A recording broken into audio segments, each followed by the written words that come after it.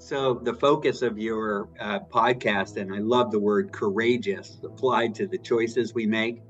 It requires a certain kind of courage in our culture to be able to say we're lonely. But I can just assure people, because I've talked about my own loneliness in the book, as soon as you can muster that courage and get it out there, I can share my experience, but I've also heard from many people, it's a game changer. Because since we're all lonely from time to time, it actually unites you with the human narrative. And as I said, I think being lonely, the sense that we need human connection from time to time, is one of the most human of feelings. And it's not a disease, it's not an illness, and it's certainly not something that you should view as your fault.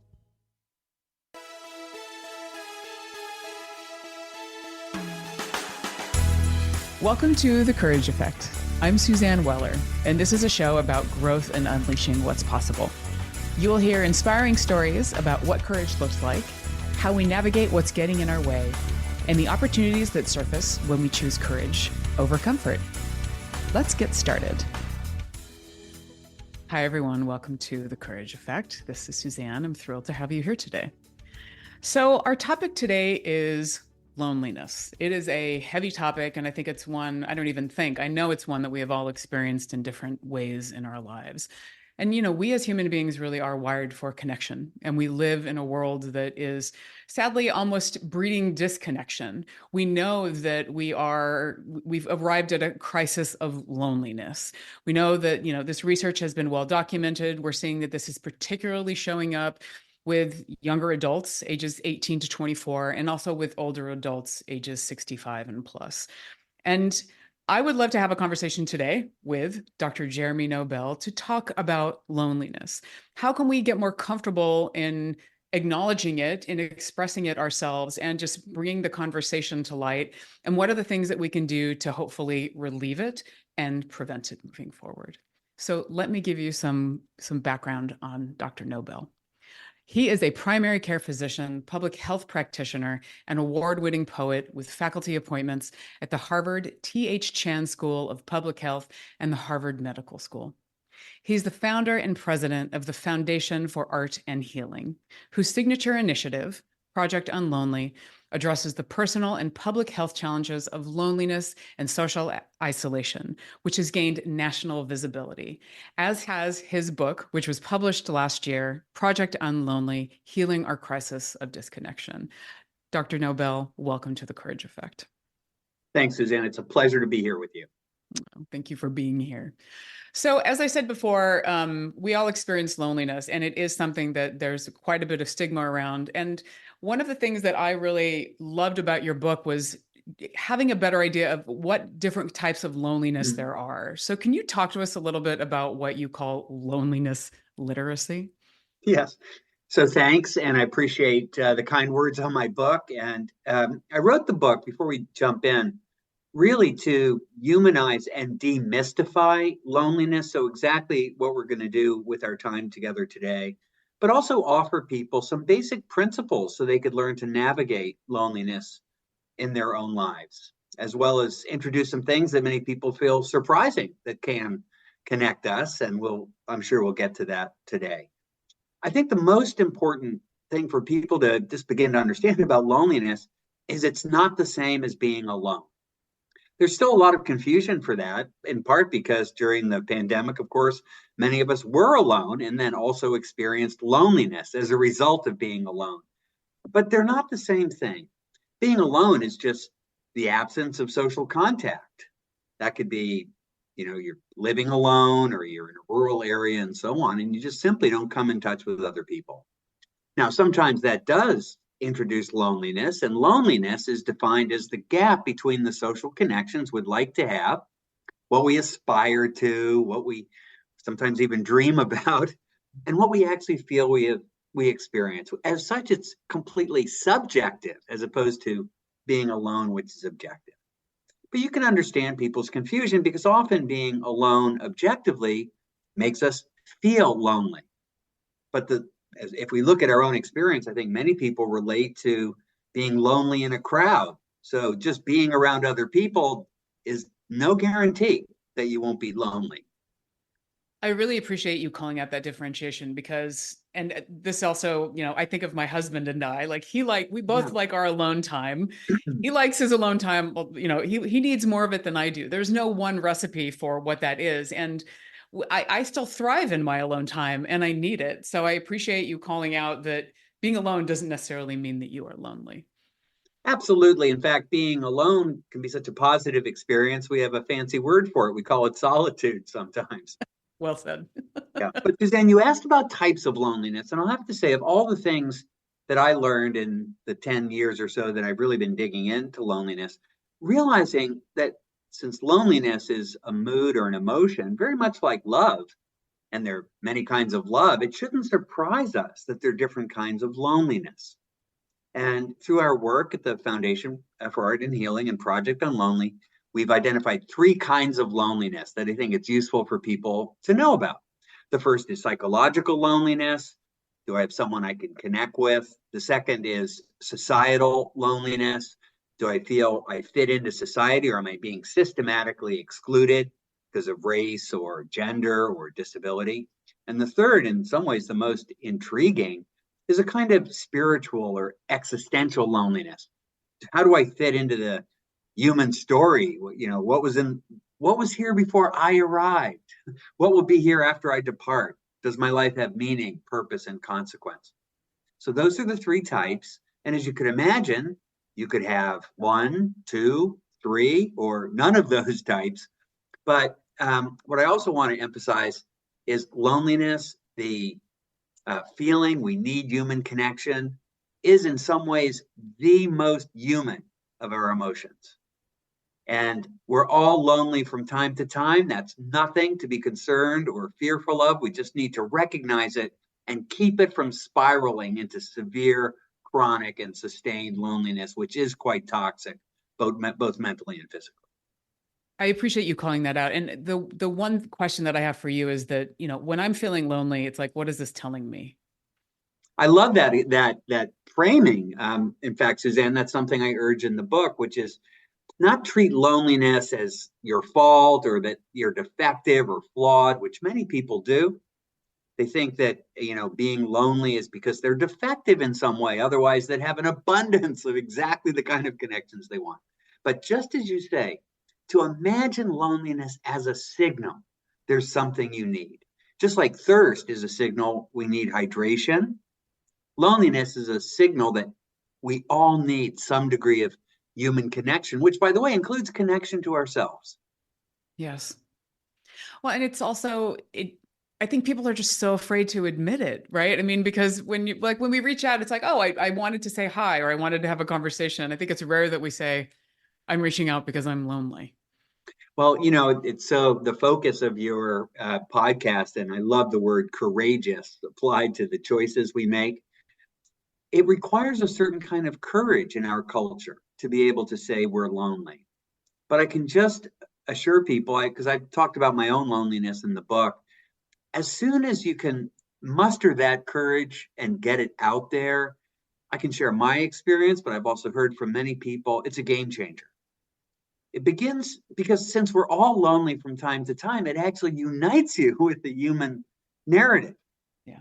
And as I said, I think being lonely, the sense that we need human connection from time to time, is one of the most human of feelings. And it's not a disease, it's not an illness, and it's certainly not something that you should view as your fault. And how do we start to get to that point of like diagnosing our loneliness for I don't know if diagnosing is the word that you would use, but that's just what I'm putting out there. Yeah, no, we're starting to, and I think there's, understanding. We can understand why that is. We're kind of medicalizing loneliness a little bit. We're using words like diagnosing. I'm not picking on that word, but also epidemic and so on. Mm. My only concern with it, what I do like about it, is it raises it in our consciousness, right, to bigger levels of more sustained attention, right? When, it obviously is stigmatized to a certain degree. But here's the risk, which is if we medicalize it and let's use a fancy word, pathologize loneliness, people who struggle with loneliness are prone to saying, well, here's something else that I'm just terrible at. I'm not even, I've got this other problem, rather than, as you said, Suzanne, view it as a signal. I know very few people who are embarrassed about being thirsty. Why are we embarrassed about being lonely? And here's the good news. It's a cultural kind of construction. In our culture, we've been trained, or, we get cues and signals that we're supposed to feel a little ashamed of being lonely. And the good news is anything that's culturally created can get culturally recreated. And that's the power of your show and these messages, to really just begin to understand loneliness, demystify it, and humanize I love that. And it is demystifying it. I think that it's just a matter of getting to that point of as you said, what's it telling me? it. Yeah. And then figuring out, okay, where do I go from there? And I'm also really struck by, how we ask people questions to know when they're lonely or not. Are there any from your point of view, how do you broach that with somebody? A lot of it depends on the kind of relationship you have with them, of course. When I have to say that there's room for it in more conversations now than there used to be. Because imagine, now that we've all gone through this shared 4 years of certainly more isolation, and for many people, more loneliness, it's now less threatening to have a conversation that begins something like, you know, I was always lonely from time to time, and then the pandemic really, accentuated that. I'm wondering how it was for you. A simple, open-ended question that people can navigate at whatever comfort level they have. But just asking the question destigmatizes it. Just saying the word out loud destigmatizes it. So that's how we can be helpful. And many people, when you invite them to have those conversations, they're cautious about it because they're still struggling with, okay, should I be guilty about this, or did I do something wrong? But I think more and more people feel comfortable responding. So we're moving in the right direction. Well, maybe that's one of the gifts of the pandemic. I think it is one of the silver linings for sure. The other silver lining is, it just, for many of us, as we talked about, being on your own can be quite positive. This is solitude, as you talked about. And I can just share from my experience. I got off the rat race of being on planes 3 days a week and one talk or project after another, and settling down in place, because I had the same kind of isolation requirements that everyone else did. Kind of gave me more time to think through what was important to me, how I wanted to prioritize my time, that I wanted to value friendships more, and I started investing in those, even people I hadn't seen for a while. And yes, Zoom's not perfect, but it's a lot of fun reconnecting with college classmates, med school classmates, just saying, wow, these are strange times. How have you been? And it does really sort of give us that opportunity. As you said, it can actually be seen as a springboard. So, and how do we do that in a way that's creative? And that is one of the things that I want to talk about in the second half of the show. We are going to take a break in a minute.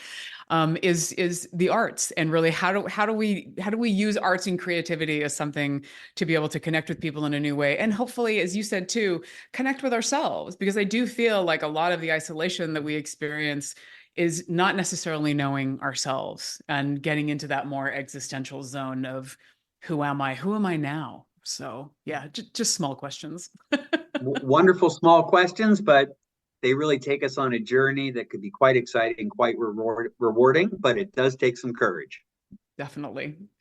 All right, let's take a quick break. When we come back, I'd love to talk a little bit more about the arts and creativity, and how do we potentially stop that spiral from happening, or recognize when we might be slipping into it. So that sounds great. Great. You're listening to The Courage Effect. Stay tuned.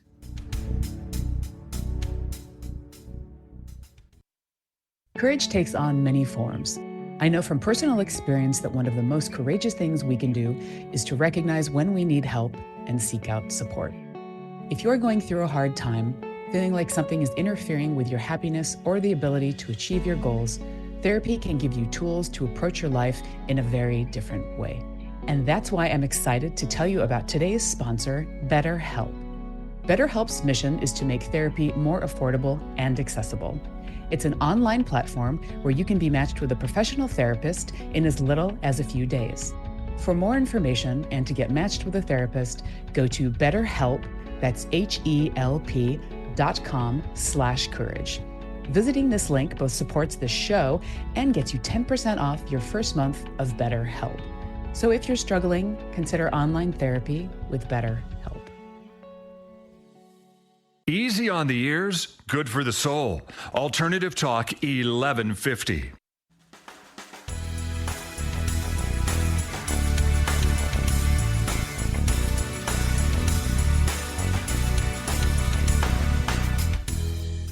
Welcome back to The Courage Effect. This is Suzanne, and I am in conversation with Dr. Jeremy Nobel. So we've been talking about loneliness, and I'm curious when we talk about this as far as when we recognize that we're sitting in it, and when is it healthy loneliness or just, like something that we're experiencing on a more regular basis versus when it becomes worrisome or problematic. Can you talk to us a little bit about what are those warning signs that we should be paying attention to?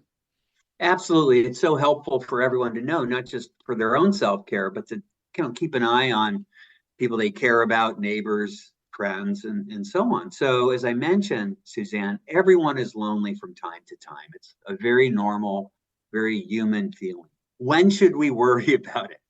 Right? We know that unchecked, when it really becomes chronic and severe, loneliness can be a major mental health, physical health risk. But day to day, occasional twinges of loneliness are not a problem. Here's what to pay attention to.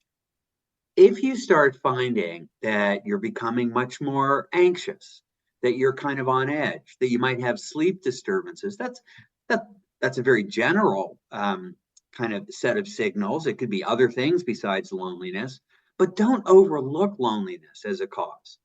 And ask yourself, of the three types of loneliness, right, where I'm feeling there's no one I can turn to share my story with and feel connected, or that, I'm just feeling more and more systematically excluded, since I told my family and friends, since I came out, for instance, right? Or, since I had an injury that makes me disabled and, systematically excluded. Or you're worrying about the world and the future in some very troublesome ways.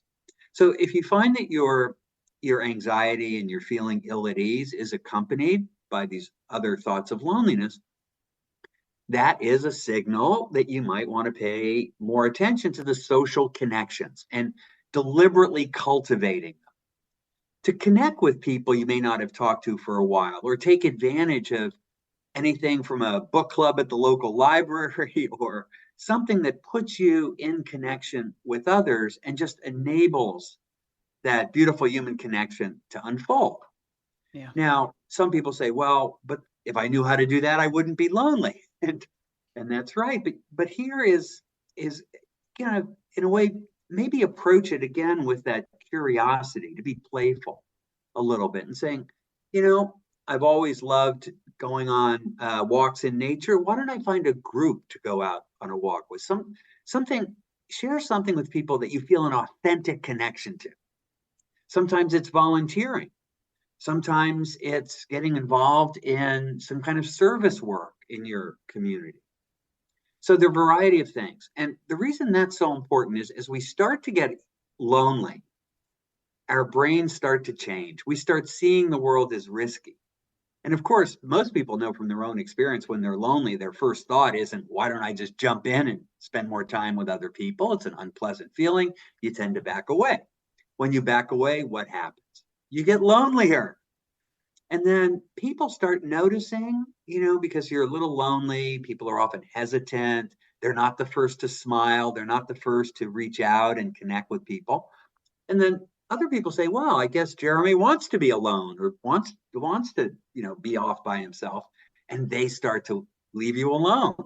As a result, what happens? You become even lonelier. So as then you get even lonelier, this is a phenomenon called spiraling. Sometimes people start altering their behaviors. They start looking a little less friendly, even hostile, because they're afraid of human connection at this point. They're fearful that they might have their feelings hurt or whatever. So other people see that, and then they certainly back away, and then you become lonelier. So rinse and repeat. This is the loneliness spiral. And that's exactly what we should all be aware of, not just in ourselves, but the people we care about. And how does that work with societal loneliness? Because if you're somebody that really can potentially feel lonely when you're in the midst of a crowd, is there a risk of exacerbating it as you start to insert? I mean, I'm just wondering if you're somebody that is feeling like the outsider and you don't really have that peer group, or you're just feeling like you're not a part of it. Is there Yeah. is there a risk of diving in? Well, okay. So feeling lonely in a crowd can have multiple types of loneliness associated with it. It could be, for instance, I feel lonely in a crowd because I know everyone is looking at me, because now I'll make something up. Now I've lost my hair, and so they don't like people who don't have hair, and so Yeah. they're just excluding me. They're not as friendly as they used to be when I had a full head of hair. I'm just making this up to be a little fanciful. It could be anything you're excluded about. So that is societal loneliness, where you feel systematically excluded. But another reason people could feel lonely in a crowd is they say, I'm just not a great person. I've been wasting my life. I haven't been doing things that are worthwhile. My life doesn't have meaning and purpose. Why should anyone want to be my friend? And I don't really want to, I don't think I can relate to the people in this room. That's different than being systematically excluded because of race or gender. That's a kind of existential or spiritual loneliness where people literally don't feel the confidence or the self-worth that they can actually connect with others in a meaningful way. So just being lonely in a crowd doesn't necessarily mean you're being excluded by that crowd, is my point here. But in either case, if you do start feeling increased sense of loneliness, you might start by asking yourself, can I figure out what kind of loneliness I have? Is it because I don't have a friend to confide in? Or is it because I feel systematically excluded? Or I'm very confused about meaning and purpose? The reason it's useful to identify the type of loneliness is because what you would do to address it is actually different. If the problem is, I just don't have friends I can have an authentic conversation with, you can get involved in activities you care about that puts you in touch with those friends. If you potential friends, things you really, that are meaningful to you are likely to be meaningful to the other people doing them, and becomes a natural opportunity for, what often start as simple conversations, not your deepest disclosures, but just, wow, it's great to see you today here at this book club talking about, right, whatever it is. But then it lays the foundation that you can then risk slightly more disclosure. So I'll come back to courage as a theme again.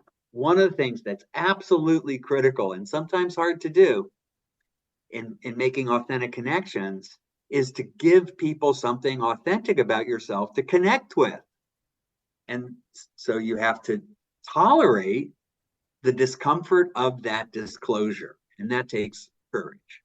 Because then you're thinking, well, if they knew that I was born in such and such a country, maybe they hate people from that country. And yet it's very important for your identity.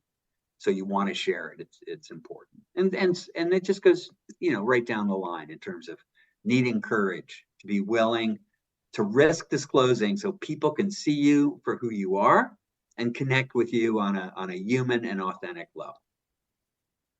And sitting in vulnerability too is one of the things that I'm hearing, which obviously goes hand in hand with courage. No, absolutely. And I think, Brene Brown has done a great job really in clarifying and humanizing vulnerability. I don't want to even imagine I'm at her level of being such a powerful educator and model, but it's very similar. To be able to acknowledge vulnerability requires similar courage to acknowledging loneliness. Yeah. And where do the arts come in? Talk to us a little bit about that.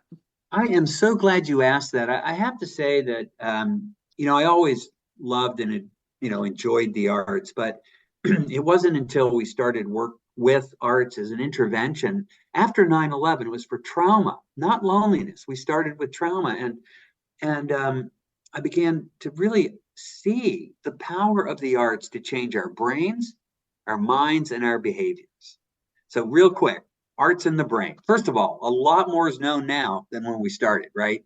The arts reduce levels of the stress hormone cortisol. They increase levels of dopamine, serotonin, oxytocin, endorphins, the so-called feel-good hormones. So if you do the arts, at the very least, you're calmer and you're in a good mood. That's not a bad way to connect with people. But the arts also change how you make sense of the world. Things that are threatening look less threatening. They look inviting, and it opens the door to empathy and compassion and other very important mind states, psychological states for connection. So the arts also change your mind. And then with this open-mindedness, often based on kind of the stories that the arts share, whether it's dance, music, poetry, you're willing to share your own story. And so it actually changes your behavior. So it changes your brain, you're calmer, you're less threatened by the world. It changes your mind where you're psychologically more eager and willing to connect, enthusiastic about those connections. And then ultimately you do those behaviors, and that's what connects you. I love it. And I love the whole idea of like rewiring your brain a little bit and paying attention to, I mean, what I'm hearing is noticing when you're feeling these things, diving in a bit deeper to investigate where it's coming from, and then starting to experiment and try new things to not only just connect with people, but to potentially use your brain differently. And real quick, just to kind of wrap up this thought, remember that negative spiral? Yeah. The arts and creativity and imagination can create a positive spiral. So as you get more optimistic about the world, you see more connection, you feel more part of the bigger human story. You can be bolder, you can take more risks, you can, say hello to people you otherwise would pass by on the streets and be surprised at how warm their welcoming smiles and comments are, and you become more connected as opposed to more disconnected. Yeah, that's beautiful. I love that the last chapter of your book is called The Call to Connect, because that really is what all of this is. The courage to to connect. And it does take courage for sure. And what I tell people is just remember, like other human courageous acts, you're not alone in doing it. It feels like you're alone sometimes. That's kind of the trick our brains, kind of play on us, but you're not alone. We're all eager to connect. Yes. I'd love to hear a little bit more about what brought you to research and to study loneliness and to dedicate so much of your work towards it. It's been growing over the years, Suzanne. When you see patients in primary care, you often know that they have very complicated things going on the outside. They rarely come to their primary care physician to talk about the mental health of their kids, for instance, or that their marriage isn't doing well, or that they're struggling at the workplace. But you could just see in their kind of challenge in doing the self-care needed, particularly for chronic illness, diabetes, hypertension, and so on, that they were not fully engaged in their self-care. They wouldn't always keep appointments. They wouldn't take their medications on time and so on. And I got very interested in what are the things that removed people from doing the best job they could of being their own caretaker in a way. And so that led me down the path of trying to explore through mindfulness and other strategies how to invite people to be fully in touch with themselves, and often with some very positive results. But it wasn't really until the trauma of 9/11 and some other bigger issues, and then certainly we saw it again with COVID, that I saw how prevalent loneliness is. It's not just a handful of people. I think, as I've said, we're all lonely from time to time, and almost 50% of people have serious loneliness experiences that really get in their way of them being as healthy and well as they could be. And that's really what ultimately pushed me to write the book and do a lot of the work we're doing to demystify loneliness and give people the insights that'll help them best navigate it. I appreciate that. Sure. My pleasure to have these conversations and, kind of giving people the tools, the insights, and the courage they need to be their best selves is really the only way we're going to move forward as a community, as a society, to go in the direction we need to go. And it's so vital now that we are working remotely so much more, and that there's so many reasons for us to not meet in person, but that doesn't mean that we can't have connection virtually, as we were saying before. So I think it might be more challenging for some of us, but we need to get even more creative in how we create connection. That's right. Be creative in how we create connection and find those opportunities. Take that extra 30 seconds, 60 seconds after a Zoom call or before a Zoom call to say, hey, hey, what's lighting you up these days, right? And not just get right into the business agenda of the call. Yeah. Yeah. So appreciate that. Thank you for this conversation. Thank you for the work that you do. As we close, I'd love to, I know you have an important event coming up that you'd like to invite our listeners to join. So you want to mention that? Absolutely. Thank you so much. So Project Unlonely, our signature initiative, has programs of various types. We do three things. We try to increase awareness of loneliness and its health risks, reduce the stigma around it, and then make arts-enabled programs available through community organizations, faith-based groups, schools, libraries, places of worship, so people can have the experience of connecting with the arts and develop the skills, the confidence, and the motivation to do it. But if you come back to what we do for awareness and stigma reduction, for the last 7 years, we've been doing that by making short films that talk about loneliness from one perspective or another, aging, illness, modernity, trauma, all the kind of things that invite loneliness spirals. And these short films are narrative films, animations, documentaries, but what they have in common is they unpack loneliness in a very human way.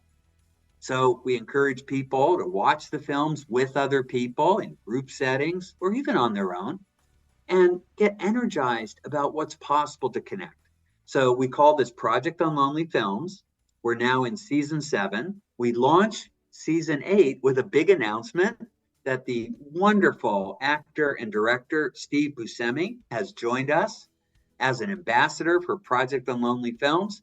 He'll be helping to kick off season 8 launch, on June 2nd, 7 p.m. Eastern Time.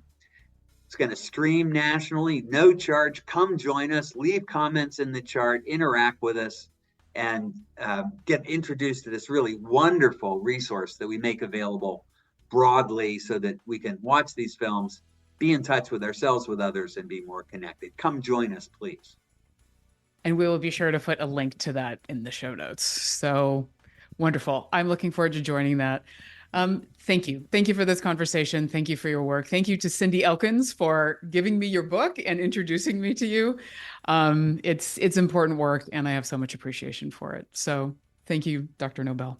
Well, and Suzanne, thank you for giving me this opportunity. I think you're so aware of some of the complexities of navigating these difficult topics. I think this may be one of the most comfortable engagements, with sometimes difficult things I've experienced. I'm particularly grateful for that. And I hope it's helpful for all who have a chance to listen to it. Wonderful. All right. Thank you so much. With gratitude. Thank you, everybody, for listening. Stay courageous. The Courage Effect is brought to you by Weller Collaboration. We partner with individuals, teams, and organizations to enhance leadership, increase agility, and build effective teams. More information about us is available via the links in our show notes. Please spread the word about the Courage Effect. Rate and review your favorite episodes on iTunes or your favorite podcast platform. Share with your colleagues, family, and anyone in your universe who might be inspired by a good dose of courage.